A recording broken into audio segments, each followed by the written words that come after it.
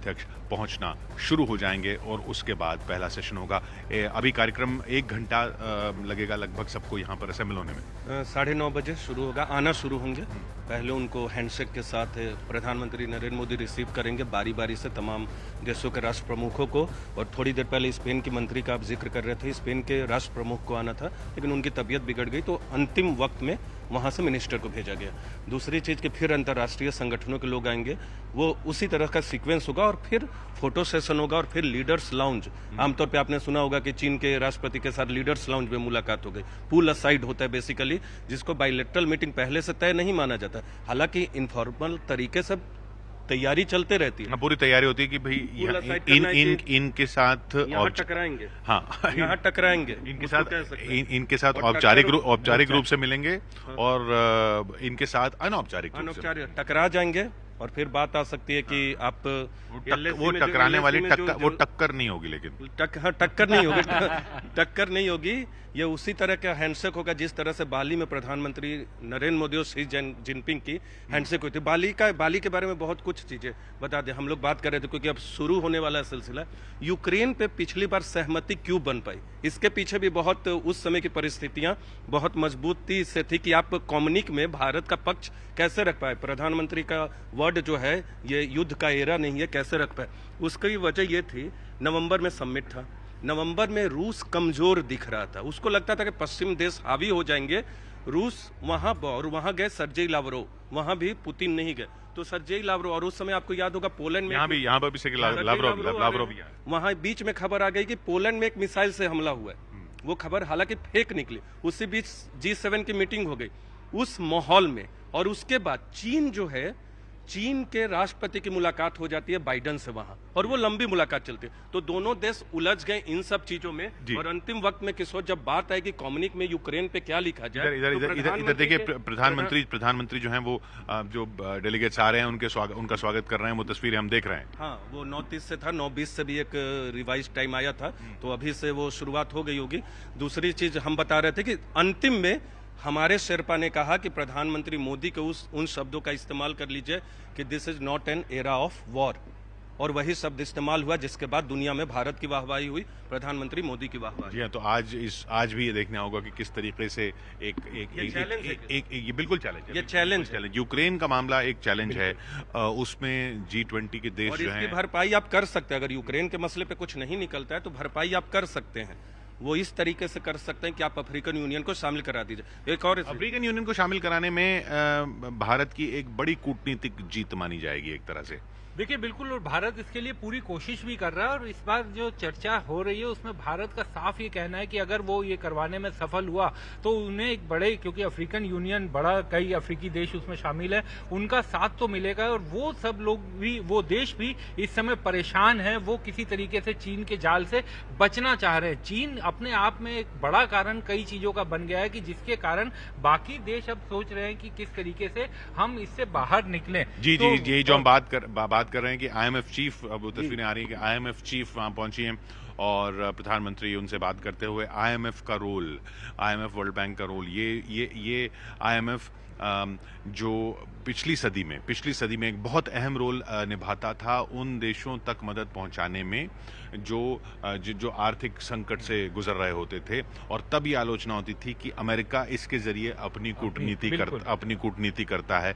IMF का जाल है साहब, और IMF के जाल में आप हमारे पड़ोसी श्रीलंका में ऋण लेने की बात हो, जिस तरह से आर्थिक संकट में फंसा पाकिस्तान पुरजोर कोशिश कर रहे हैं। मैं पिछले सदी की बात करूंगा। पिछले सदी में IMF को कई देशों में ऐसे देखा जाता था कि इसके जाल में हम फंस जाएंगे, लेकिन अब वो हाल चीन का हो गया। अब वो और उसकी वजह से ही जो पहले वाली रेपुटेशन थी या पहले वाले जो हिसाब किताब था, उसकी वजह से ही चीन ने जैसे अपनी अर्थव्यवस्था मजबूत की, उसने अपनी कूटनीति में ये संकट में फंसे देशों को मदद पहुंचाने के नाम पर अपने पैर पसारने शुरू किए दुनिया में। और अब वो स्थिति आ गई है जब ये मांग उठ रही है कि IMF में सुधार किए जाएं, और इसलिए IMF के अध्यक्ष का यहाँ पहुंचना और उनका G20 में इस तरह से हिस्सा लेना, IMF के रोल के बारे में बात होना, ये एक बहुत अहम बिंदु है इस G20 शिखर सम्मेलन का। किशोर, एक चीज और इसमें इम्पोर्टेंट ये है कि IMF की हम लोग बात कर रहे हैं क्योंकि वो मॉनेटरी फंड जनरेट करता है, लेकिन वो किसको देगा। और इस बीच यूएन महासचिव भी पहुंचे, यूएन महासचिव पहुंचे हैं, तस्वीरें हम देख रहे हैं, प्रधानमंत्री स्वागत करते हुए यूएन महासचिव एंटोनियो गुतेरेस का। FATF की बात करें, क्योंकि FATF एक सिस्टम बताता है कि क्या वो FATF जिसमें पाकिस्तान ब्लैकलिस्ट होने वाला था, हम ग्रे लिस्ट में था, 2018 के बाद से कंटिन्यू ग्रे लिस्ट में था। उसके बाद फिर 27 पॉइंट एजेंडा था जो कि उनको दिया गया था, फिर धीरे धीरे फुलफिल करने की बात कहते हैं। फाइनेंशियल एक्शन टास्क फोर्स, ये जी वो अभी तस्वीर आपको दिखाता हूँ, यहाँ भी पीछे किस तरह के बैकग्राउंड में रिसीव किया जा रहा है। वसुधैव कुटुंबकम G20 का लोगो, और देखिए क्या तस्वीर है ये जब बड़ी स्क्रीन पे लोग देख रहे होंगे टीवी पे, हम तो मोबाइल पे देख रहे हैं, उन्हें बहुत विहंगम दृश्य लग रहा होगा कि भारत की पूरी तस्वीर वसुधैव कुटुंबकम के नाम पे पूरी दुनिया को समेट लिया है यहाँ दिल्ली में भारत मंडपम। जी हाँ, तो FATF की हम बात करते हैं, फाइनेंशियल एक्शन टास्क फोर्स। वो एक ऐसी टास्क फोर्स जो ये कोशिश करती है कि ऐसे देश जो जिनका लेन देन जो है या जिनका कारोबार जो है वो आतंकवाद को किसी तरीके से फंड करता हो, उनको उस पे लगाम लगाई जाए। FATF का फोकस ही है कि मॉनिटरिंग करना कि कोई देश जिसको कि लोन दिया जा रहा है या कोई ऐसा देश जिसके यहाँ पे टेरर फंडिंग हो रही है, मनी लॉन्ड्रिंग हो रही है, या वो पैसा जो कि उनके बेटरमेंट के लिए दिया जाता मतलब है, ले तो रहे हैं कि विकास के नाम पर, और जा रहा है आतंक को, उसका बेजा इस्तेमाल किया जाता है। उसी हिसाब से ये कलर कोडिंग दी जाती है, जिसमें ग्रे लिस्ट होता है, ब्लैक लिस्ट होता है। ग्रे लिस्ट जैसे कि पाकिस्तान हाल फिलहाल ही ग्रे लिस्ट से बाहर निकला है, तो उसकी आंखें खुल गई। उसके बाद पहला जो लोन का अमाउंट जो उसको मिलना था वो टाइम से नहीं मिला, तो पाकिस्तान के प्रधानमंत्री ने बहुत, क्योंकि अगर आप FATF के FATF के आप ग्रे लिस्ट में आ जाएं तो आपको लोन लेना मुश्किल हो जाता है, ब्लैक लिस्ट में आ जाए तो फिर आपको कोई दुनिया में कोई लोन नहीं देगा, फिर कोई लोन नहीं दे सकता। तो वो एक ऐसे चंगुल में फंस जाते हैं आप, और फिर जब कोई लोन देने वाला नहीं होता तब चीन और अपना चंगुल उस पे डालता है। ऐसे टाइम पे उसको पता है कि इस कंट्री को जरूरत है, ये फाइनेंशियली बहुत ज्यादा वीक है, कर्ज है बहुत ज्यादा, तो वो धीरे धीरे क्या करता है कि चाइना अपना प्रभाव दिखाता है। ऐसा नहीं कि डायरेक्ट फंडिंग कर रहा है, वो कहता है कि चलो आपका ये प्रोजेक्ट है, ब्रिज का प्रोजेक्ट है, ये आपका बहुत इंपॉर्टेंट प्रोजेक्ट है, बनना है, लेकिन आप बना नहीं पा रहे हो, तो एक काम करते हैं कि इसकी फंडिंग हम कर देते हैं। बांग्लादेश में जो ब्रिजेस बन रहे हैं, जो कि पाकिस्तान की तर्ज पे ही जो है, जैसे उन लोगों का जो CPEC है उसी तरीके से वो म्यांमार में भी बना रहा है, बांग्लादेश में भी कंस्ट्रक्शन कर रहा है। कुछ ऐसे कंस्ट्रक्शन का पार्ट है जो कि 90% से ज्यादा फंडिंग चाइना के बैंक कर रहे हैं। आप सोच सकते हैं कि किसी देश के ऊपर अगर इस तरीके से फंडिंग कर रहा है, उनको पता है कि यहाँ की कंडीशन ऐसी है, जरूरत है सबको। अब ऐसे में एक बिग ब्रदर की भूमिका निभाने का वो बिग ब्रदर, हाँ, बिग ब्रदर सिर्फ कहने को बिग ब्रदर होता है, वो ब्रदर ही नहीं होता।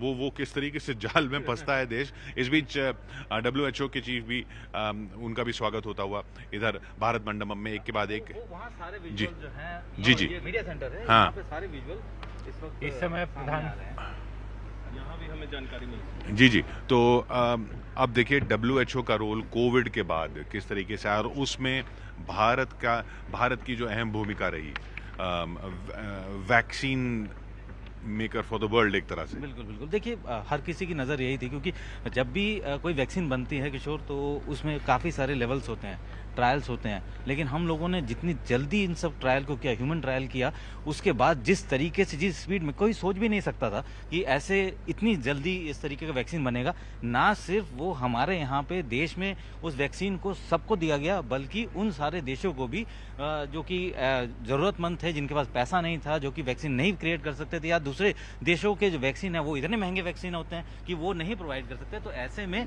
ये जो भारत ने एक सस्ता वैक्सीन दिया और एग्जैक्टली बहुत बेहतरीन तरीके का वैक्सीन प्रोवाइड किया, तो WHO को भी बहुत ज़्यादा कह सकते राहत महसूस हुई, क्योंकि वो भी पूरे ऑल ओवर वर्ल्ड में जिस तरीके के हालात बनते हैं, अगर स्वास्थ्य व्यवस्था की बात करें तो उनकी मॉनिटरिंग उसी के ऊपर रहती है। तो ऐसे में जब पूरी दुनिया इस तरीके के महामारी से गुजर रहा था, और ऐसे में भारत ने कम समय में एक वैक्सीन को ईजाद करके उसके बाद उसको पूरी दुनिया में फैलाया, ये जाहिर सी बात है कि सबसे बड़ी बात उस वक्त, यानी कि कोरोना टाइम में भारत की सबसे बड़ी अचीवमेंट ही यही है। संदीप, चर्चा भी ये हो रही थी कि कोविड इतना बड़ा पेंडेमिक, और उस दौरान ये कहा जा रहा था कि भारत इतनी बड़ी आबादी का देश, बहुत तबाही झेलनी पड़ सकती है भारत को।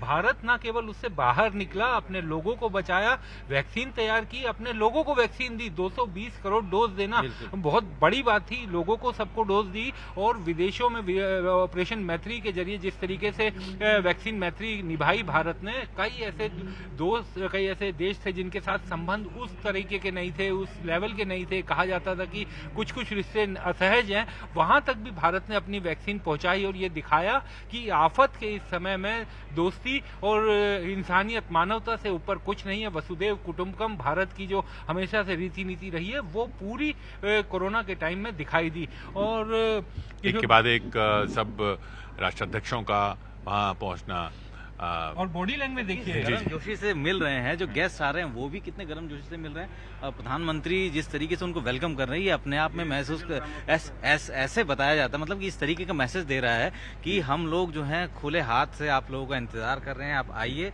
हमारे साथ चर्चा कीजिए।